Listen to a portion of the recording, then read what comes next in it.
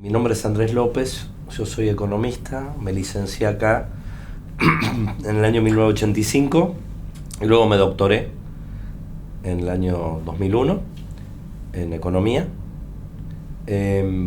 ¿Por qué estudié economía? Eh, no sé, tengo más de una respuesta. Porque me dijo mi mamá cuando era chiquito, y no es un chiste, que porque conocí a alguien, mis padres eran, no tenían mucha educación, mi papá terminó el primer grado en España y luego se vino para acá en poco tiempo, y mi mamá el colegio primario, así que no tenía mucho contacto con el mundo profesional, pero sin embargo mi madre conocía por distintas razones, tenía algunos amigos que sí tenían más contacto con el mundo profesional y se había enterado que había una carrera de economía y que alguien que ella conocía había ido a vivir a Estados Unidos y trabajado, y que parecía algo más ambicioso que contador, que era la carrera tradicional. Y después fui al Pellegrini y ahí tuve materias de economía que me gustaron. Luego hice orientación vocacional y salió que era una carrera que ahí el mismo colegio Pellegrini, que era una carrera que me podía interesar, que me podía servir.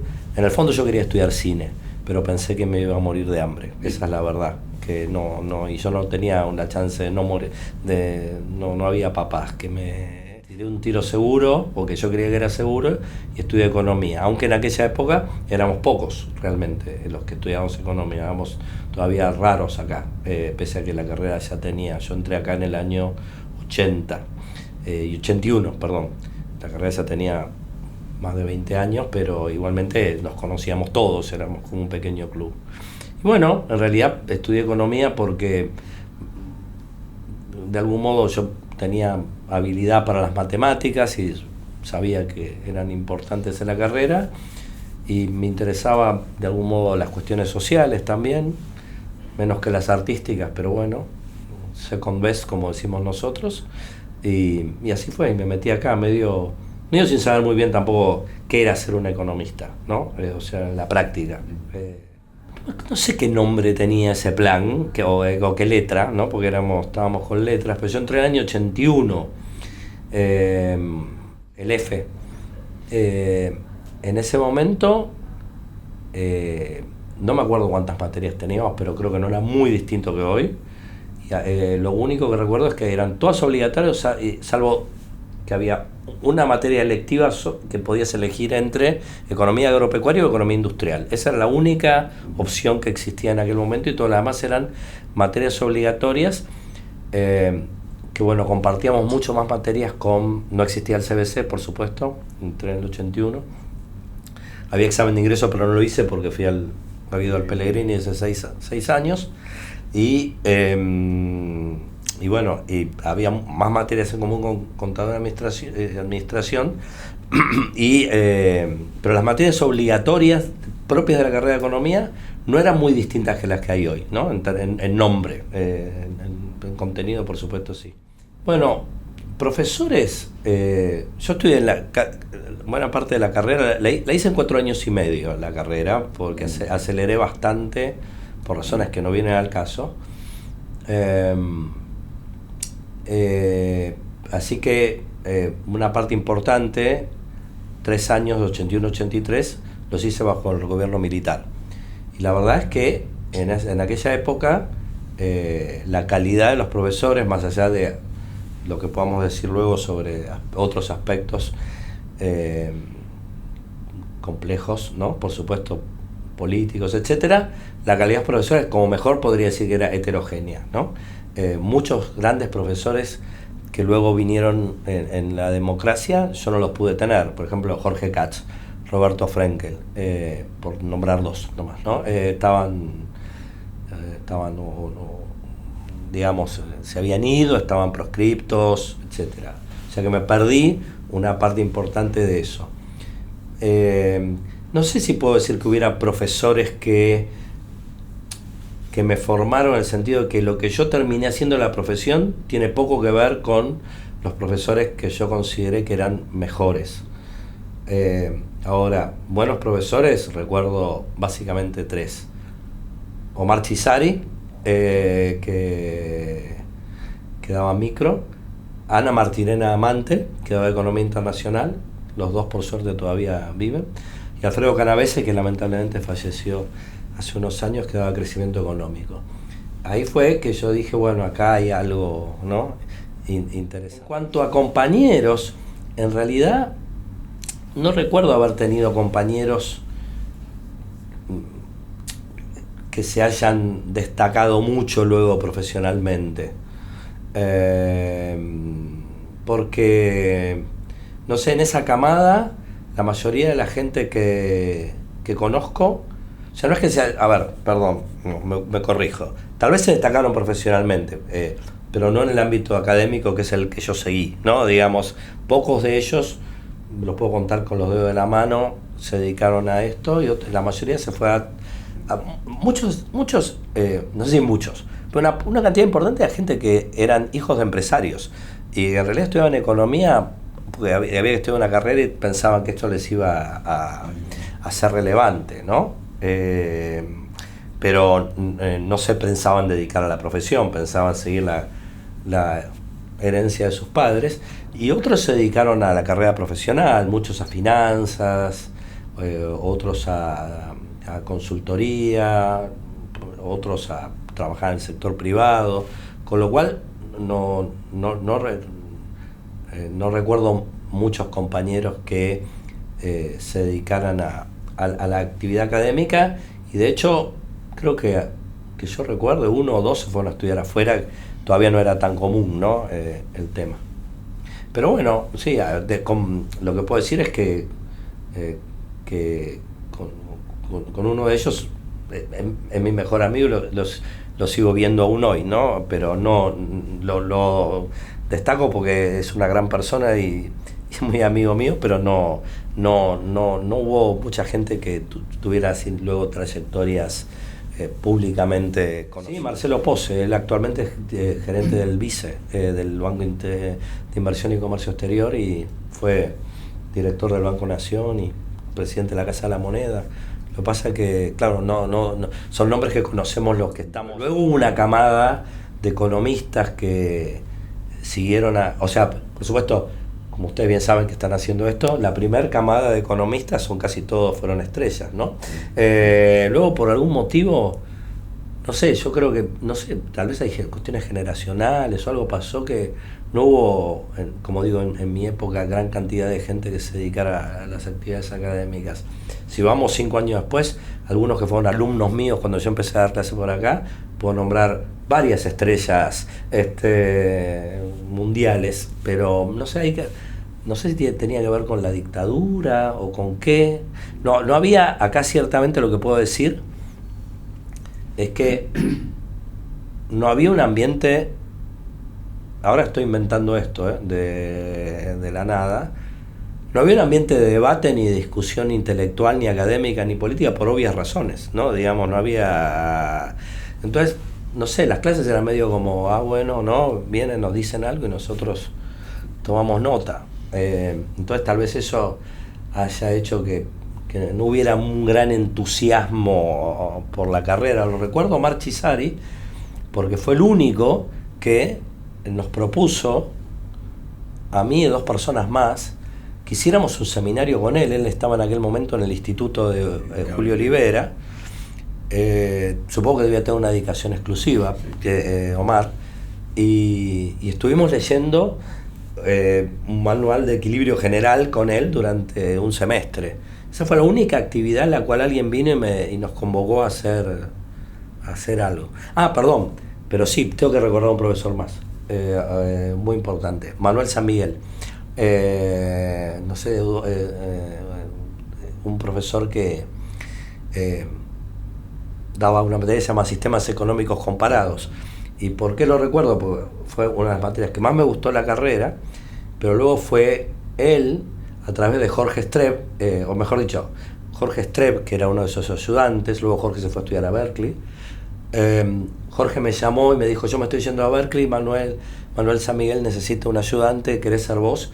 Y así fue como empecé a dar clase en la facultad en esa materia, y fui y primero ayudante y luego profesor adjunto con San Miguel, que que era una persona ya grande en aquella época, y luego quedé yo a cargo de esa cátedra. Sistemas económicos comparados en 1988. Me había recibido en 1985. Yo había empezado a dar clases en el 85 en el CBC, en el ciclo básico común. ¿Cuándo empezó? Fui parte de la primera camada, tenía una comisión, ¿no?, a cargo en la sede, si no me equivoco, era la sede de Drago. Sí, era la sede de Drago. Y ahí empecé a dar clases en el 85, apenas recibido. Y luego en el 88 empecé a dar clase aquí como ayudante en el curso de Sistemas Económicos Comparados. Era cátedra de Economía Andrés Ayad, era un economista que luego se fue a México. Pero yo daba clases en una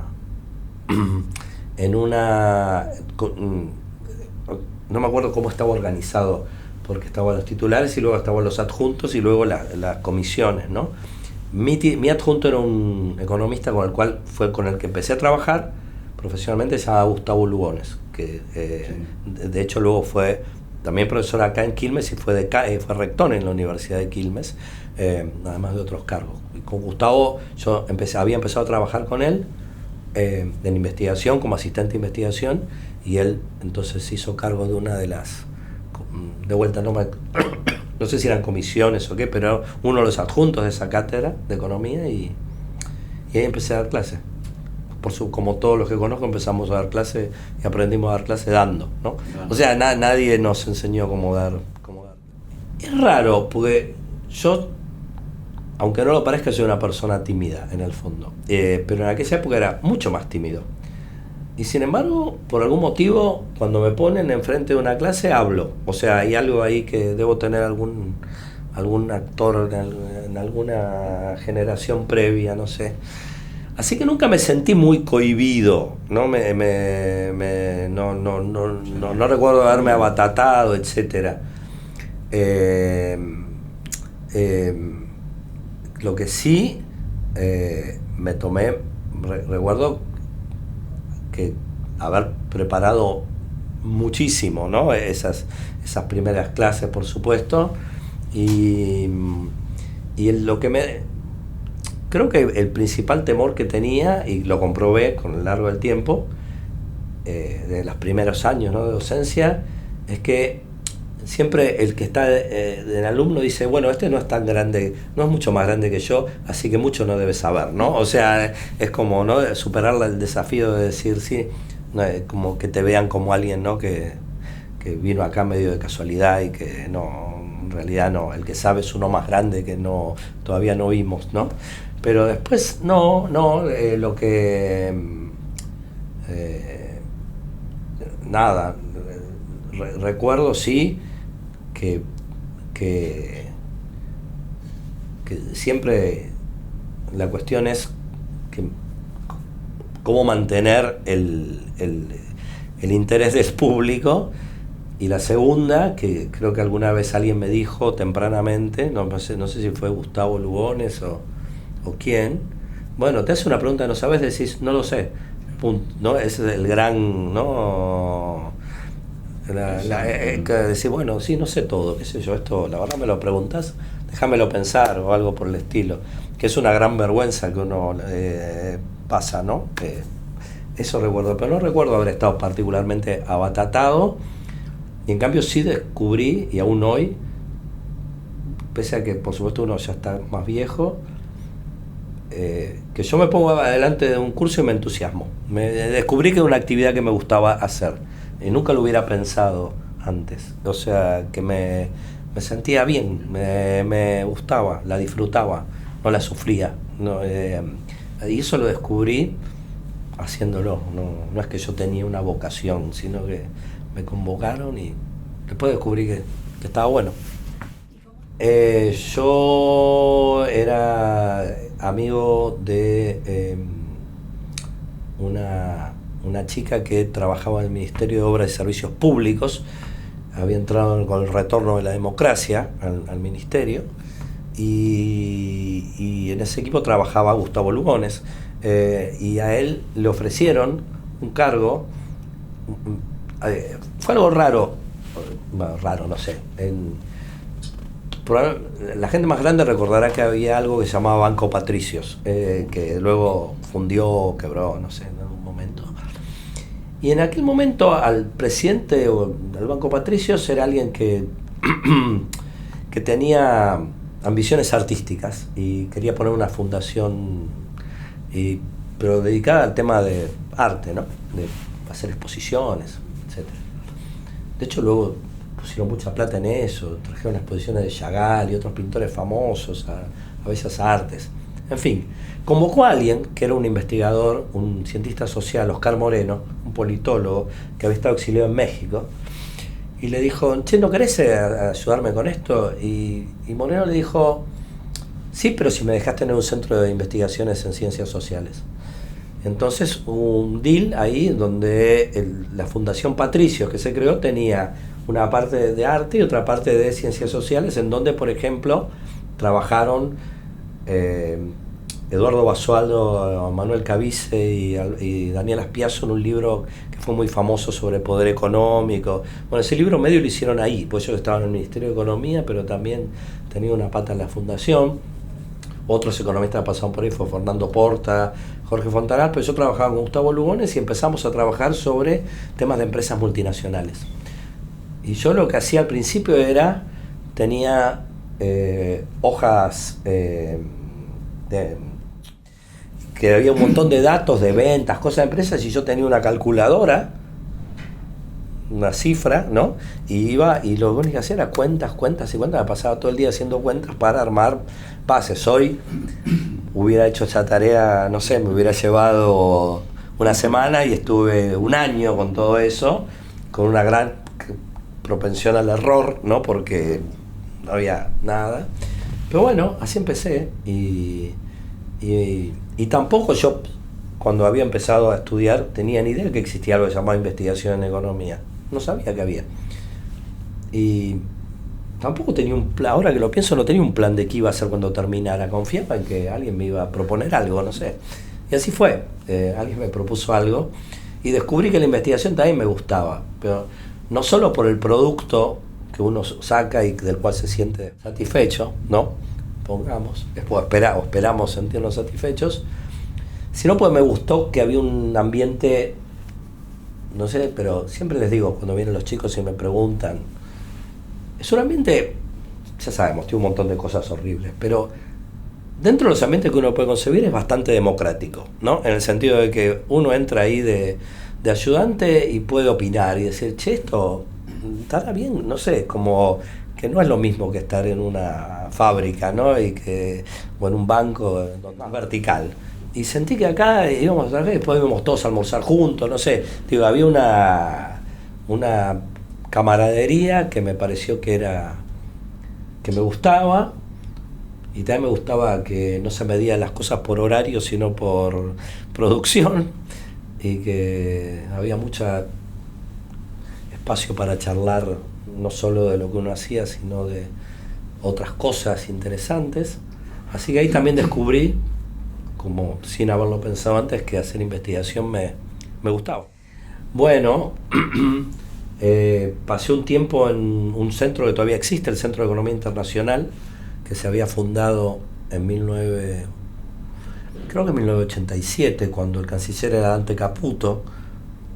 Lo había creado alguien que fue subsecretario de Relaciones Internacionales en aquella época, Carlos Bruno, y se creó como un think tank de Cancillería. Ahora sigue existiendo, pero no es un think tank, básicamente produce informes regulares, quedó como más. Pero en aquel momento habían convocado una cantidad de economistas importantes para trabajar en temas de relaciones internacionales. Era como un think tank que suponía que tenía que abastecer intelectualmente a la Cancillería, pero no dependía directamente no era parte de una línea. De hecho estaba fuera de Cancillería, un edificio en Belgrano. El director del centro era Daniel Chudnovsky, a quien yo no conocía, pero me llevó Gustavo Lugones, que se incorporó a ese centro. Luego, cuando vino Cavallo a Cancillería, nos echó a todos, cuando el gobierno de Menem, pero Daniel Chudnovsky y Carlos Bruno crearon un centro que se llamó CENIT, que todavía existe, hoy está en la Universidad UNSAM, y Daniel me llamó para que me incorporara ahí. Y ahí me quedé 15 años, o no más. Sí, no, 15 años. Como investigador y luego como director cuando falleció Daniel. Bueno, y ahí fue cuando hice realmente me especialicé en las cosas que hoy hago, ¿no? Temas de cambio tecnológico, inversión extranjera, estudios sectoriales, en fin, temas de desarrollo productivo, internacionalización con Daniel y otros economistas que estaban ahí. Y bueno, nada, esa fue mi... Luego entré al CONICET, medio también por impulso de Daniel,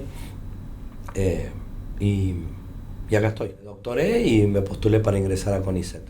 En realidad, bueno, voy a terminar de contar la historia. Esta persona que es gran amigo mío, Marcelo Pose, en realidad lo conocí en el Pellegrini. Él por razones particulares, quiso terminar un año antes, se fue, pero él también estudió economía. Y yo hice 4 años y medio la carrera, en realidad, porque di un montón de materias libres para emparejarme y terminar la carrera con él. O sea, es el otro que estudiaba economía. Te miraban con cara rara cuando estudiaba economía. Recién estábamos en comisión de enseñanza, ¿no? Somos todos, los profes que estamos ahí somos todos ya antiguos.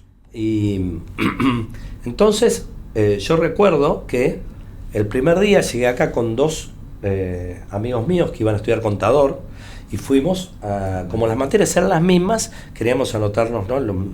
Entonces en Daniel había como recomendaciones, ¿no? De tasas de aprobación o comentarios, no sé qué.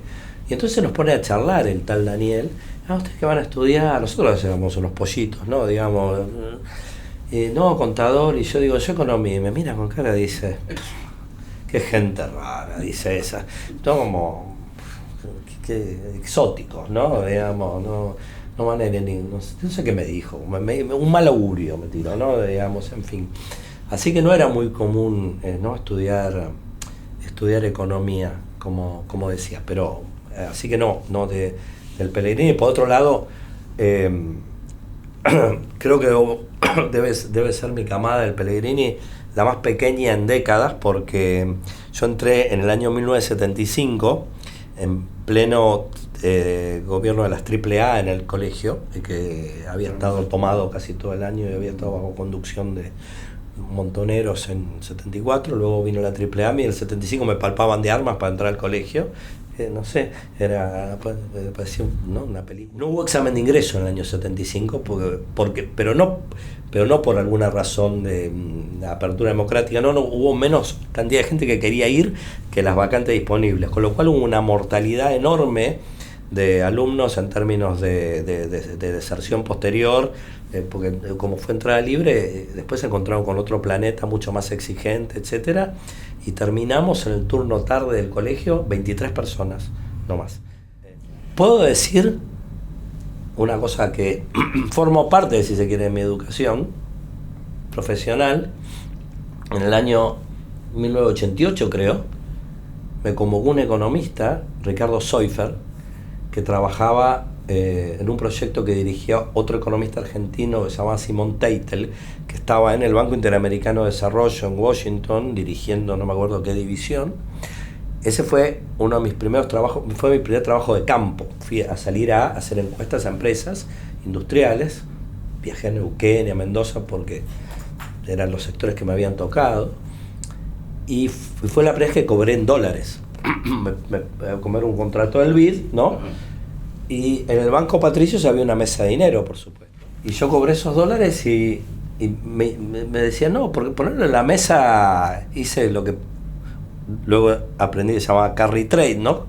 Convertir los dólares en pesos, aprovechando las tasas de interés exorbitantes que había, y un día me di cuenta que tenía un cuarto de los dólares que había puesto originalmente, así que también el Banco Patricio fue mi primera enseñanza de cuán fácil es perder dinero en la economía argentina, y que los economistas somos malísimos a los académicos somos malísimos haciendo inversiones financieras. Ahí di 2 materias.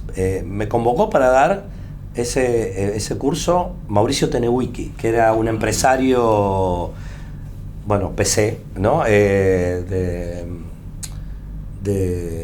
del rubro químico, tenía una empresa de comercio exterior, interior. La hija de, una de las hijas es economista, de hecho, Marta, ¿no? Y él le dieron una cátedra de economía para historiadores. Y entonces me convocó ahí para ser ayudante. Y esto porque lo conocí a Oscar Moreno, era amigo de Oscar Moreno, que dirigía la Fundación Patricios, y ahí empecé a dar clases para economía para historiadores.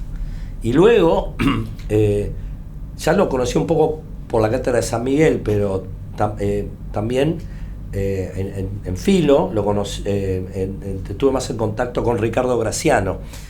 Ricardo era uno de los ayudantes de San Miguel en este curso de sistemas económicos comparados. Así que ahí primero lo conocí como él era ayudante cuando yo era alumno, luego creo que compartimos un momento ser ayudantes del curso.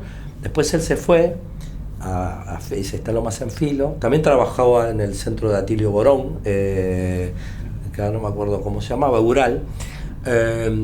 Pero ahí, como una de las ayudantes era Marta, la hija de Mauricio Tenewicki, me dijo, che, ¿no querés venir acá a ser adjunto de Ricardo en Historia de los Sistemas Económicos? Y como yo acababa de Sistemas Económicos Comparados, hice...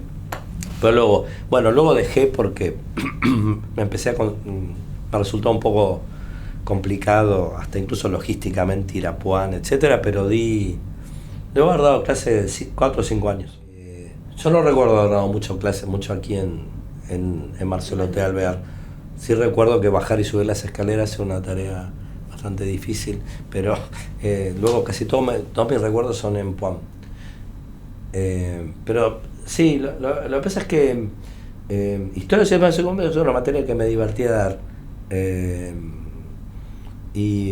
Pero creo que en algún momento se planteó concursar ese cargo que yo tenía y la verdad yo estaba, no sé, no era mi ámbito principal y preferí concentrar acá. Es interesante, y le iba a decir, después me olvidé. Yo al final del día terminé haciendo cosas de, no sé, pero si se quiere, más cercanas a lo micro que a lo macro, ¿no? En economía. Y si me hubieran preguntado a mí qué me gustaba hacer cuando me estaba recibiendo, no, yo quería ser macroeconomista. Y de hecho quise entrar a la maestría, me postulé un cargo en el CEDES, y me entrevistó José Fanelli, y luego finalmente no quedé seleccionado. Sí, nunca dirigí obviamente un centro de investigación en ciencias duras. Mi consuegro dirige uno acá en el INGEBI. Una vez le he preguntado, me dice, no es tan diferente para mí, pero no sé, yo creo que eso está mucho más estructurado en todo, no digo, no solo en investigación, sino también en la docencia, sí. el curso sonoro, ¿no? Es mucho más, claro, acá de repente, con un poco de suerte, a los 30 años sos adjunto, en exactas no te va a pasar nunca eso, ¿no? Ni tampoco vas a publicar un paper solo, ¿no? Digamos, en fin. Si acá, espero que nadie se ofenda, ya lo he dicho varias veces. Yo creo que al final del día, luego de tanto tiempo, no solo de gestión de institutos, sino también dirigí aquí el departamento de economía, ¿no? Durante como 12 años, no sé. Es una maestría, doctorado y postdoctorado en ego management, ¿no? Digamos, todos los investigadores, por naturaleza, creen que son tan importantes como cualquier otro o más, ¿no? Entonces, la cuestión es cómo tenerlos a todos contentos. Esa es mi... Y en cambio, y creo que ahí sí en sociales es ¿no? Es más fácil, ¿no? Que hay muchas más... pero como hay menos jerarquía, ¿no? Digamos, entonces es más difícil, ¿no? Digamos, atenerse a normas. Y yo creo que bueno, no sé, tampoco ni siquiera hay una tradición. Vos, ¿de acuerdo? Cuando yo llegué acá como director del Departamento de Economía, vos eras secretario de Investigación,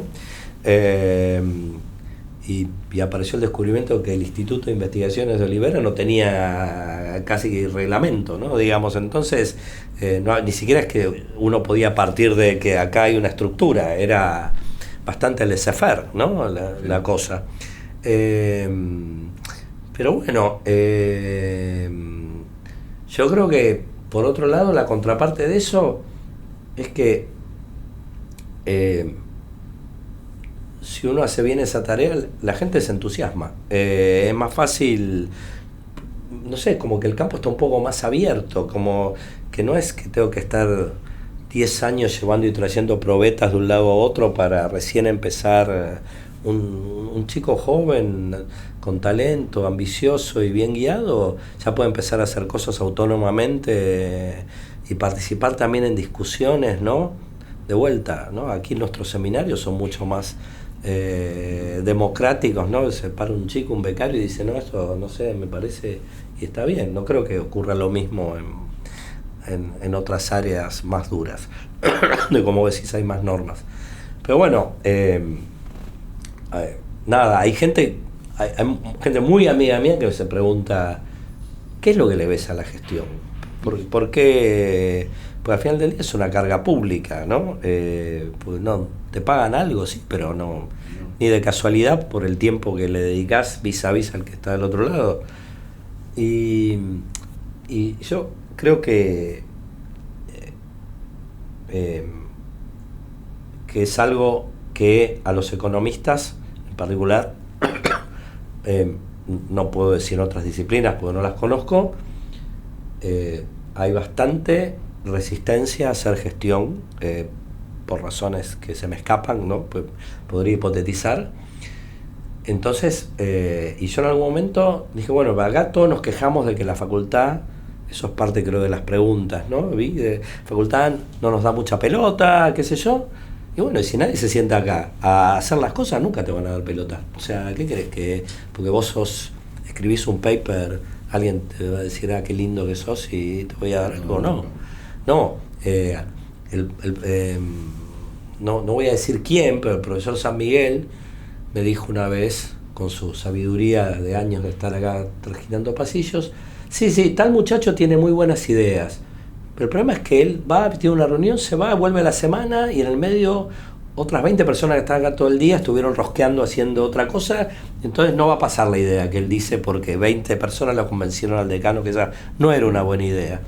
Entonces la gestión parece como una cosa de segundo orden o tercer orden, pero si no hay quien la hace, no pasa nada, sencillamente no pasa nada, no es mérito, uno cree que acá hay una meritocracia, la hay hasta cierto punto, pero si alguien nos encarga de encauzar las cosas, organizarlas, en fin,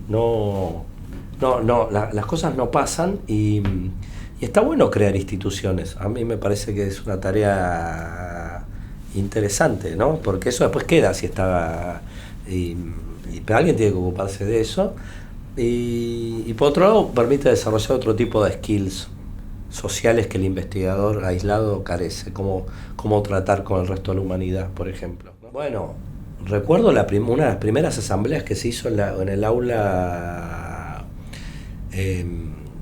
Una de las largas de la rotonda. Creo que era el aula donde nos inscribíamos, donde estaban poníamos las tarjetas perforadas para inscribirnos. Un aula que tenía un montón de bancos de iglesia, muy larga. Y ahí fue, recuerdo que estaba Saúl Kaufman, por ejemplo, en esa asamblea, Ricardo Graciano, otras.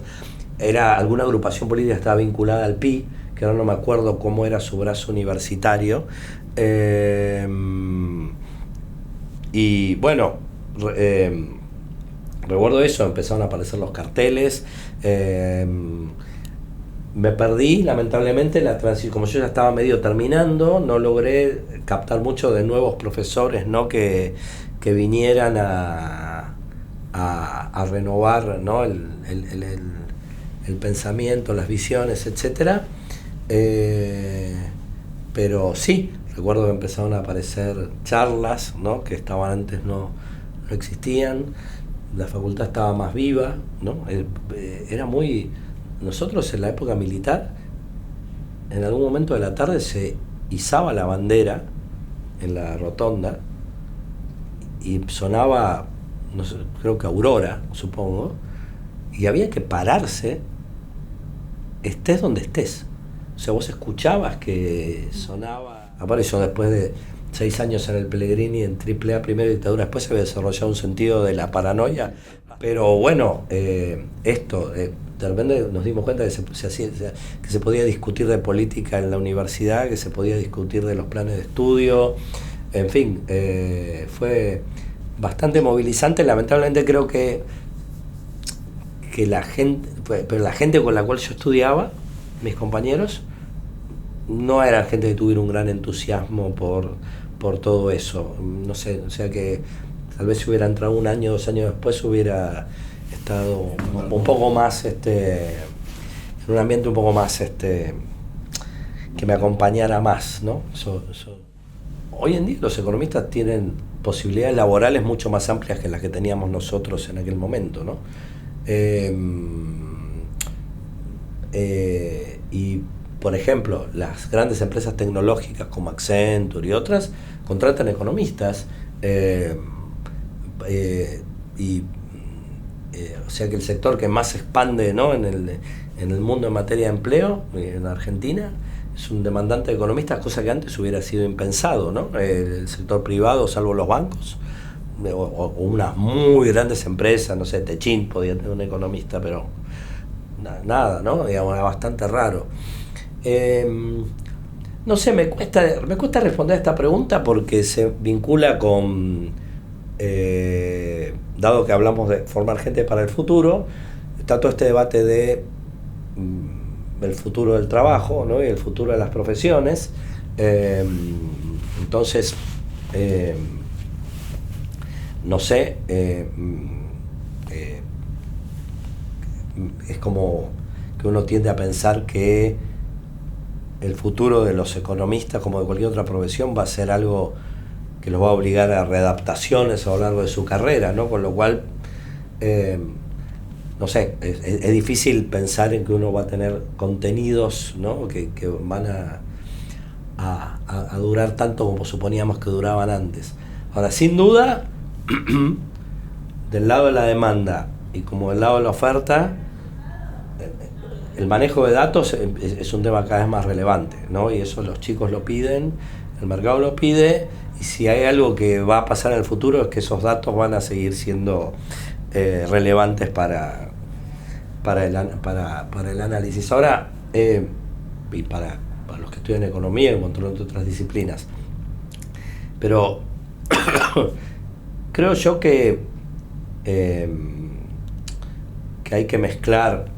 O sea, hay una carrera de ciencia de datos, ¿no?, que se creó en Exactas hace poco. Y de hecho estamos en contacto y pensando en intercambios de alumnos, de profesores. Pero ellos tienen todas las técnicas, pero no tienen ninguna expertise particular, ¿no? Digamos, y por eso, por ejemplo, están viendo, bueno, digamos, que en qué otras facultades los alumnos pueden decir, bueno, ok, ¿a dónde voy a aplicar todo esto?, ¿no? Es un montón y... tengo una llave que es de oro, pero tengo que encontrar cuáles son los cofres, ¿no? Nosotros no vamos, nuestros alumnos no tienen una llave de oro tan grande, pero conocen, ¿no?, algunas cosas más específicas, y a mí me parece que al final del día lo que hay que hacer es darles unas herramientas básicas vinculadas al tronco matemático, al análisis de datos, darles algún core de conocimientos específicos en economía que les enseñen cómo es la conversación en economía, ¿no? Pues me parece que no está mal, cada profesión tiene una manera de ver el mundo, y una conversación, ¿no?, y una lógica, y bueno, cómo es la lógica de los economistas es algo que hay que aprender.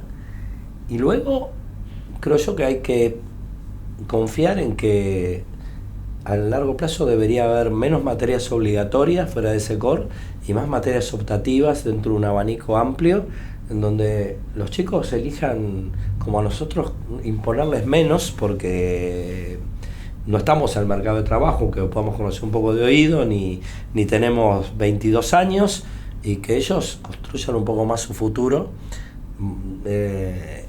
Una vez que tengan las herramientas cuantitativas básicas y entiendan cómo es la conversación y el punto ¿no? y cómo razonan los economistas. Y yo creo que a partir de ahí hay que ir crecientemente reduciendo el porcentaje de cosas obligatorias y viendo, bueno, decir, no sé, por ahí los chicos quieren ir a laburar a una empresa privada, bueno, te vamos a darles herramientas que creamos que los van a ayudar y que ellos elijan cuáles les gustan. ¿Quieren hacer investigación? Ok, entonces te voy a orientar por acá y te voy a decir, mira, tenés todas estas posibilidades. Y más bien, pensarlo en eso. Yo creo que ahí también, cuando viene un chico joven, la cosa que yo no sabía, pero ahora luego me di cuenta que era crucial, es cómo es trabajar de economista, ¿no? ¿A dónde se trabaja? ¿Y cómo es lo que podríamos llamar el ambiente, ¿no? ¿Cómo es el entorno? ¿Cuáles son los comportamientos, las conductas, lo que se busca? Y ahí sí yo creo que uno se puede ver. ¿Vos te ves trabajando en una empresa? ¿Te ves trabajando en un gobierno? ¿Te ves trabajando en investigación y docencia? Y creo que eso es más, son cosas más generales que van a seguir existiendo, creo yo, aunque el futuro del trabajo sea que saber hacer, ¿no? Si vas a tener que clavar un clavo o mover esta mesa, ¿no? Pero si te gusta, si pensás que te gusta el ambiente empresarial del sector privado, bueno, seguramente las demandas irán cambiando, pero te voy a ir formando un poquito para allá, ¿no?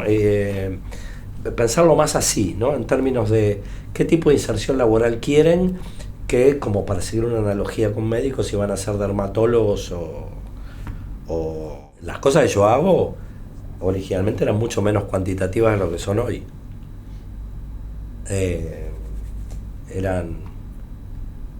Yo acá hoy dicto desarrollo económico, ¿no?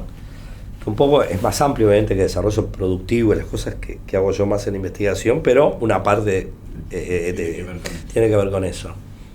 En aquel momento era todo narrativo. O sea, cuando yo cursé acá desarrollo económico eran narrativos, no sé, Hirschman, Rostow. Hoy en día, si yo hago desarrollo económico, me voy a Estados Unidos, Inglaterra, tomo un curso, voy a ver todos papers cuantitativos y modelos. No digo que esté ni bien ni mal. Y de hecho, cada vez más viejas cosas. Pues cuando yo empecé a dar clases, etcétera, era mucho más rebelde, seguramente, contra el mainstream. Me decía, no, porque el mainstream no habla de esto, no habla de esto, no habla de esto. Mentira, hoy hablo de un montón de cosas que antes hablaba solo lo que se llamaba la heterodoxia en aquel momento, pero te las mete en, no sé, por ejemplo, viejo tema de nuestra tradición estructuralista, tecnologías apropiadas, ¿no? No, bueno, las tecnologías del centro no son apropiadas para... Eso antes era una cosa heterodoxa, ¿no? El estructuralismo, antidependentistas. Hoy en día Daron Acemoglu, que es una estrella del crecimiento y desarrollo en MIT, te habla de tecnología apropiada. Nada más que en lugar de hablar, ¿no? Digamos, te trae un modelo, ¿no? Formal, súper desarrollado y econometría, etcétera, y testea eso. Entonces la metodología cambió mucho. Temas que ahora estamos trabajando mucho acá, el revival de la política industrial. Antes empezamos a discutir política industrial, bueno, a mí me parece, ¿no? Digo, acá hicieron esto, etcétera. Ahora, de vuelta, econometría, pero sobre episodios de los coreanos en los años 60, o sea, no solo con cosas nuevas. Que no sé si cambiaron tanto los temas, en la sustancia de los temas son familiares. No diría, uy, ya estamos discutiendo de cosas que yo no tenía ni idea, nunca tuve ni idea. No, los temas son bastante familiares. Ahora, el modo en que se encaran son bastante distintos. Alguna vez le dije a mi actual esposa, que es psicóloga, que cuando pude conocerla, que siempre pensé que mi vida era yo en un muelle y botes que van pasando y me decido subir algunos o no, pero yo nunca voy a buscar a ningún bote, ¿no? O sea, vieron que hay gente que dice, no, yo persigo esto. A mí no me pasa, no sé, yo veo, en cambio, la vida me va trayendo, ¿no? Y lo espacial surgió porque un ex alumno mío, del cual seguí siendo, no puedo decir si soy amigo personal, pero soy amigo, ¿no? En el sentido más amplio del término, Gonzalo Berra, tiene una empresa de servicios de telecomunicación satelital, y quería promover un poco la investigación en esa área, Y entonces nos dijo, yo tengo unos contactos con INVAP, ¿no quieren? Podemos ir una semana allá, yo les pago el viaje, y vamos a INVAP, porque me gustaría que alguien empiece a entender, acá nadie, ningún economista estudia sobre estas cosas, está INVAP, está la CONAE, hay empresas privadas como Satellogic, y nadie se mete, ¿a ustedes no les interesaría meterse ahí en el IEP? Entonces fuimos con Adrián Ramos, con Paula Poquín, estuvimos una semana en el INVAP, y bueno, a mí me encanta ir a las empresas y que me empiecen a contar cosas. Y soy un animal, no puedo, en términos de, no sé, me sorprende cómo las cosas funcionan, no las puedo entender, y sin embargo entro en una empresa y me encanta, me fascina que la gente me empiece a contar cosas. Y bueno, como yo, bueno, medio como de curso de, a ver, acá hay toda una tradición de gente ilustre que en América Latina empezó haciendo estudios sectoriales ya en los años 60, y el primero fue Jorge Katz, ¿no? que empezó con todo eso, y luego Daniel Chudnovsky, Bernardo Kosakov y otra gente, toda la cual yo trabajé, las quiero, me enseñaron un montón, etc.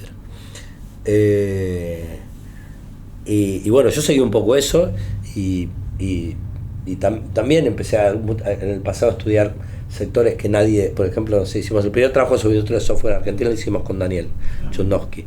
Después nos metimos, por ejemplo, con los transgénicos. Después, más adelante, nos metimos, no sé, con otros sectores,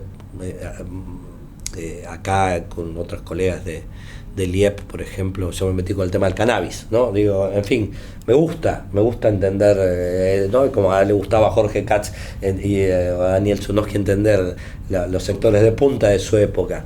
Y entonces Gonzalo creyó que podía ser una persona adecuada para empezar a, ¿no? A decir, bueno, ¿esto cómo se come para un economista, todo esto de lo satelital? Y la verdad que es un mundo fascinante, pero realmente la cuestión que es pues satélites se lanzan en Argentina y la CONAE está de los 90, ¿no?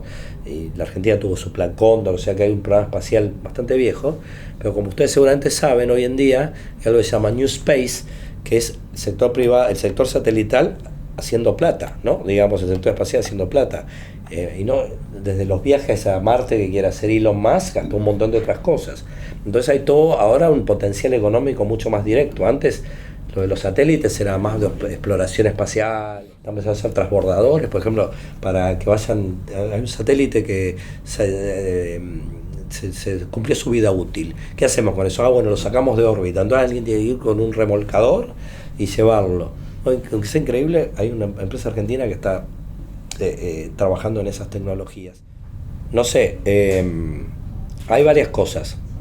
Primero, creo que relativamente, si hablamos de la gestión de la facultad, la carrera de economía relativa, en términos relativos es más grande que en el pasado, ¿no? En términos de porcentaje de alumnos sobre el total. Vis a vis contadores y administradores, que la matrícula ha caído bastante por distintas razones, incluso por competencia, ¿no? de otras universidades, etcétera. O sea que también la carrera es más. Segundo, la visibilidad de los economistas es mayor. O sea, quiero decir, nosotros tradicionalmente, los colegas acá en la facultad, siempre creo que nos acusaron de creernos, ¿no? Algo especial. Y no se trata de eso, pero la verdad es que si acá, no sé, para bien o para mal, un montón de ministros de economía salieron de acá. Después puedes pensar que son buenos, malos, te gusta más o menos, pero casi todos salieron de acá. Y entonces hay una visibilidad pública al debate, y más en un país como la Argentina, ¿no? Porque en Estados Unidos nadie sabe quién es el secretario de Hacienda, sabemos nosotros, pero acá todos saben quién es el ministro de Economía, y mirá, el ministro de Economía salieron de acá, el actual también salió de acá, ¿no? En fin. Entonces, creo que la carrera tiene mucha visibilidad. Tercero, que los economistas son los únicos, de vuelta, para bien o para mal, no quiero ser pretencioso, ¿no? Pero hoy por lo menos son los únicos cientistas sociales que tienen una fuerte formación en datos. Entonces, para una empresa que necesita, ¿no? Alguien que entienda de que tenga manejo de datos, pero que pueda entender de lo que está hablando y que no sea alguien que tomó un curso, ¿no? Digamos, de Stata, pero no sabe, no tiene ni más idea de los fenómenos con los cuales se está tratando. Bueno, creo que eso también explica, ¿no? que tenemos una combinación interesante de skills.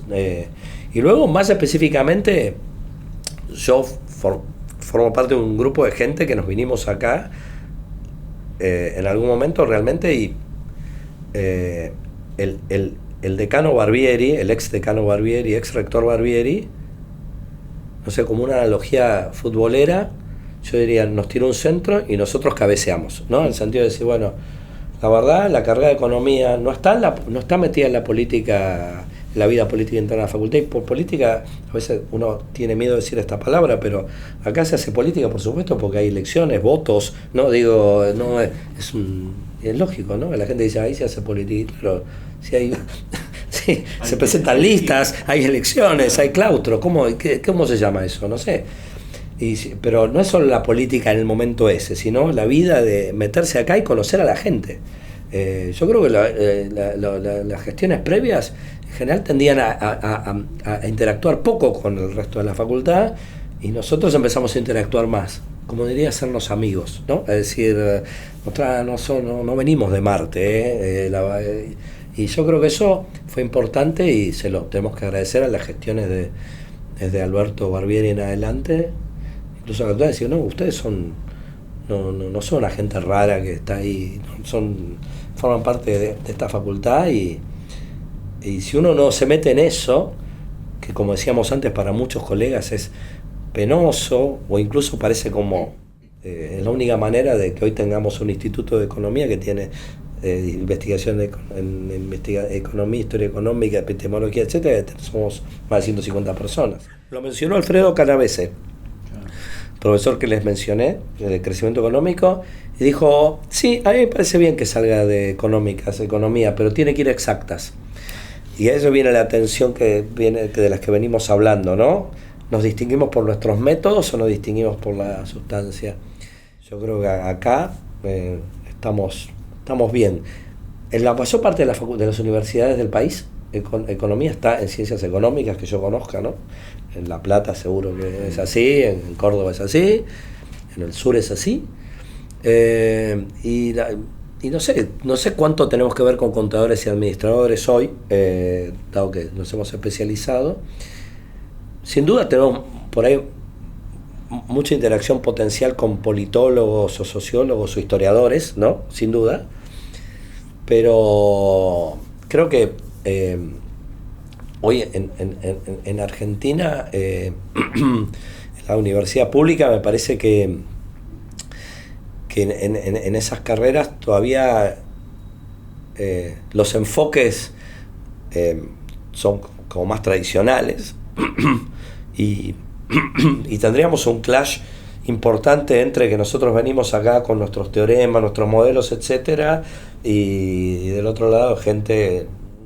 Creo que en Estados Unidos las profesiones están más cercanas, ¿no? Digo, el clivaje metodológico se ha ido cerrando.